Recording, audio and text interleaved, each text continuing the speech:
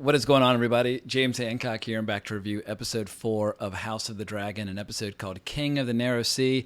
And this is going to be a really easy video to make because this episode was fucking awesome. If you've got a YouTube channel or a podcast or a blog or whatever, it's so much easier to review shows and movies when they deliver, when they kick ass, when they're thrilling, when they're just... Anyway, this is the high water mark for me so far of this season, and I think now it's safe to say that this show, at its best, is starting to match seasons 1 through 3 of Game of Thrones when I felt like that show was at its best. And what both of them have in common is they're not rigidly adhering to the text, but they're more or less following the text, which is always a useful guideline. If you've got a book that's a bestseller and people love it, well then maybe just do your best to follow it. But there's also plenty of zigging and zagging and embellishment and fleshing things out. But this episode was just scandalous, and it went far more to the sultry side than I anticipated, because in the book Fire and Blood, all the rumors about Rhaenyra and Damon, you get two different conflicting reports, one that's more chaste than another. But I thought they were going to basically just suggest that some really naughty things had happened, but I never expected that they would actually show fucking Rhaenyra and Damon getting it on in a pleasure den. Or what was the line from the show? As was later described in the episode, they were in the bowels of a pleasure den, coupling. At any rate, this show was already the highlight of my week. I've started looking forward to it every Sunday night like a giddy little fanboy, which at age 46 is very rare because, like most mean, bitter old bastards, most movie franchises and TV franchises frustrate me. Most of them suck. This one fucking rules, and I can only hope that they can maintain this level of quality for the rest of the season. And the teaser for episode 5, goddamn, if you've not yet watched it, go watch it now.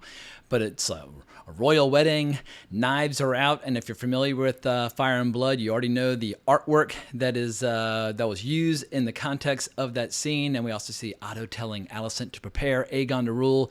At any rate, I don't think the Dance of the Dragons is going to start next episode, but the dragons will dance before the end of the season, and I can't wait.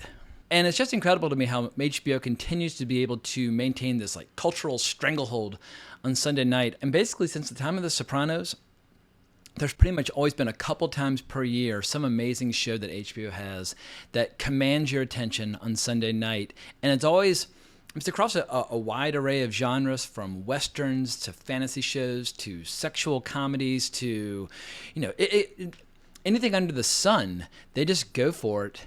But this is my probably my favorite HBO show since the arrival of Succession. And the last season of Succession was pretty goddamn strong as well. But the good news is viewership remains strong. Here are a few headlines, but in the UK, it's setting records. And while the audience for episode 3, there was a slight lag due to Labor Day weekend, over the course of the next couple days, millions piled on. At any rate, this show is doing just fine. So let's get into the details of what made this episode so fucking good. So the episode opened with a very entertaining scene where you basically have a cattle call of potential suitors that are seeking Rhaenyra's hand. And I love how there's this one guy who's basically taunting and jeering this poor kid who's making his case. Fight breaks out, kid stabs him, and I was like, all right, yeah, I mean, be careful who you talk shit to in this world, because you never know who spent hours every day training in the yard, honing their skills, and which ones are just kind of effete dandies who just spend all their days kind of drinking and flirting and that sort of thing. But then Rhaenyra heads back to King's Landing, and en route, we get this incredible scene where basically Damon should have requested a flyby, but Damon's dragon, the Bloodworm, buzzes by the boat, kind of almost jostles her and throws her off to the side. But she's thrilled. She's always looked up to her Uncle Damon, and she hasn't seen him in years. But then we get one of the best scenes of the season so far as Damon returns to Viserys and explains how he now controls the Stepstones and that he is described as the King of the Narrow Sea.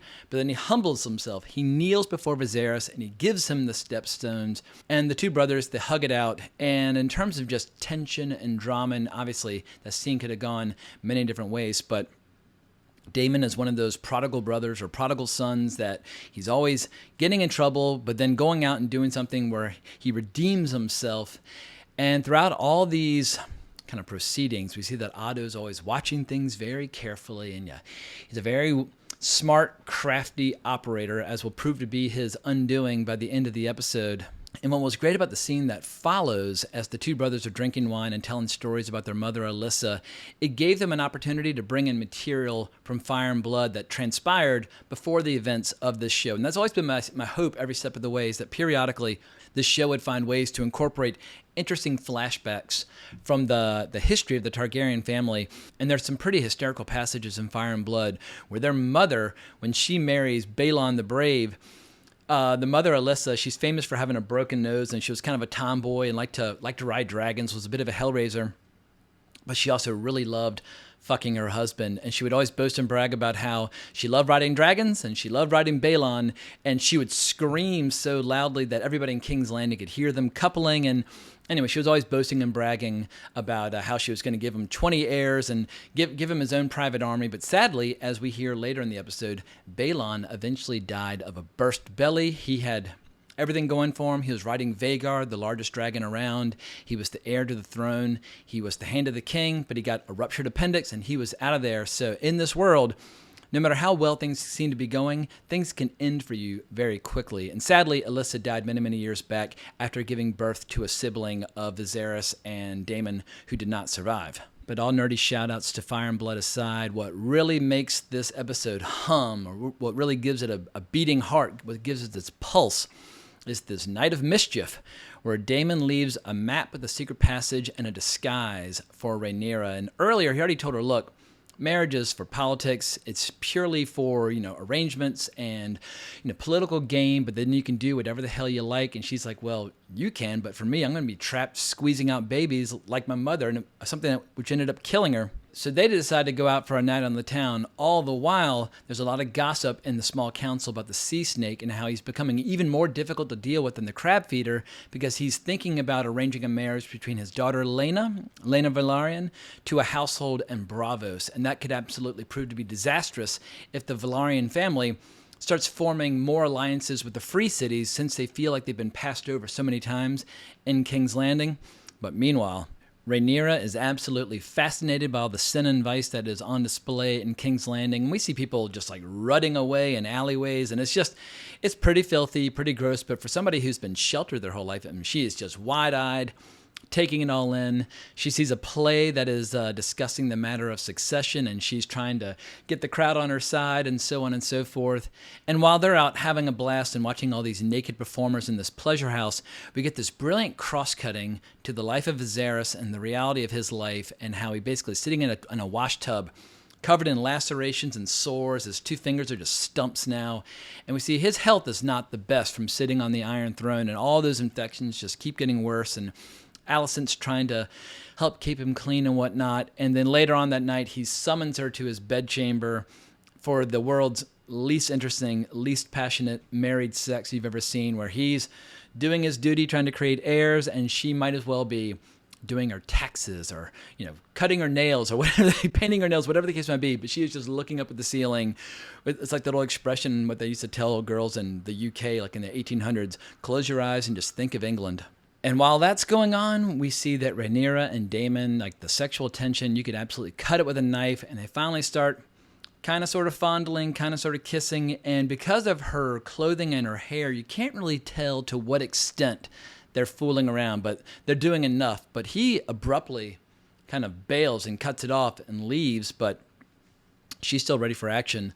She sneaks back to King's Landing and kind of teases and baits and tricks Sir Criston Cole into entering her chamber. And then we get this very sweet, kind of innocent coupling as she's like taking off one piece of armor one bit at a time. And also remember, he's a member of the Kingsguard. They take a vow of chastity. Like, they're not allowed to have wives, they're not allowed to have children.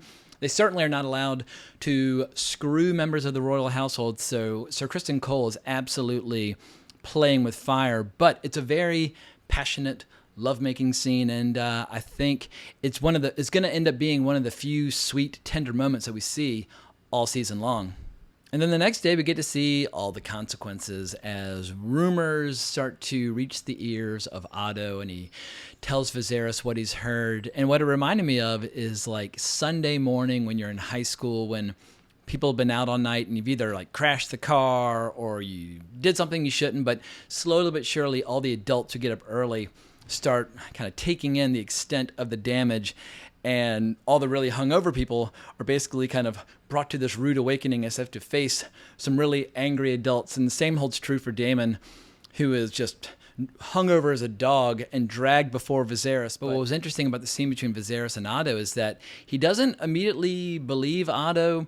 It doesn't really matter whether he believes him or not, but he does say that he believes he is trying to destroy Rhaenyra's reputation in order to get his grandchildren on the Iron Throne. And all at the same time, we see that Rhaenyra is denying to her last breath to Alicent that anything happened, and she's a very convincing, persuasive liar, although she's not really lying because she didn't do that much with Damon. It was Kristen Cole that she really broke all the rules with, but no one knows about Cole. At least no one knows about him yet. But getting back to the scene between Patty and Matt, they were just firing on all cylinders, and what was great is how Damon finally just says, look, I'm into Rhaenyra. Marry her to me, and we will restore the House of Targaryen to its former glory. He's already got a wife, but Aegon the Conqueror had 2 wives, both of whom were his sisters, so it wouldn't be completely outside the tradition of their family. And ultimately, Viserys ends up banishing Daemon again. I mean, it's almost like a kind of rinse, repeat. Daemon gets banished, he goes off and does something amazing, and then he comes back and gets welcomed back with open arms because you can't help but like the bad boy, because the bad boy, they're more fun. But finally, Viserys and Rhaenyra have their confrontation, and he once again shows her this dagger that's been around since long before Aegon the Conqueror. For people who are nerds about the history of the Targaryen family and Old Valyria, where they came from, there was a dreamer in the Targaryen family who anticipated the doom of Valyria before all hell broke loose there. And they got out when the going was good, which is why the Targaryens and the dragons managed to settle on Dragonstone. But this dagger, it basically is a prediction, or it's like it foretells the Song of Ice and Fire and how the struggle that the Targaryens will be involved with many, many years later is far more important than any matters of succession. And so he's basically trying to remind Rhaenyra to keep this at the front of her brain in spite of all the other political shit that's going on. And this is all stuff that's been invented for the show. I mean, this never comes up in Fire and Blood, but I get why they're trying to tie it in with Game of Thrones and make the shows feel like one big long story. And once again, because these 2 actors are doing such a good job of selling it, I can live with this departure from the text. But what is consistent with the text is the fact that Rhaenyra is going to now have to marry Laenor Velaryon, who is the son of the Sea Snake, and it'll bring their 2 houses together. The Velaryons are the wealthiest house in the 7 Kingdoms, and obviously they're kind of drifting away from the 7 Kingdoms because they feel like Rhaenys was passed over. They feel like Laena was passed over. They've had all these opportunities to kind of seal the breach with the throne, but now they're finally going to have that opportunity where the fleets and the dragons will all be back all under the same roof, so to speak. And there's even a point in the novel where they describe Driftmark, where the Velaryons are from, where even on Driftmark, it's starting to resemble Old Valyria in terms of being this old island kingdom that's covered in dragons. And people need to remember that when Rhaenys married the Sea Snake, she brought her dragon to Driftmark. And as a result, many of her children have become dragon riders. And Rhaenyra, in her wisdom, agrees to go through with the marriage on one condition, and that is if Otto is dismissed. Now, Otto Hightower has been the hand of the king since the waning days of Jaehaerys, way back when he was the old king. And Otto's daughter Alicent used to read stories to the old king while he was in bed in his final days. So there's a lot of shared history, and Otto has been a good hand. However, Viserys calls him out explicitly and says that he used his daughter Alicent as a calculated distraction, which Otto denies, but we saw in this show how he basically said, look, put on your mother's most beautiful dress and go to the king and soothe him and so on and so forth. So while Alicent did help the king through the grieving process after the death of Aemma, Viserys feels like he can no longer trust Otto. So he's out, but obviously he's not out of the show because we see him in the teaser for episode 5 where he is still working to get his grandson on the Iron Throne. Then the very last scene of the episode was pretty grim, and we see Rhaenyra being brought some tea to get rid of any unwanted consequences from her night of hanky-panky, and it cuts to the credits without us. I can't remember, did she sip from it? I don't think she did sip from it. In any event, she's brought the tea just in case. But once again, I think it was an absolutely fantastic episode. It was wildly entertaining. I think it's the best of the 4 so far. But here's one little bittersweet fact that we're all going to have to digest. I'm not quite sure when this show is going to have a time jump, but there is a time jump this season where a couple of the actors will age up. And a lot of these actors are some of our favorite characters in the show.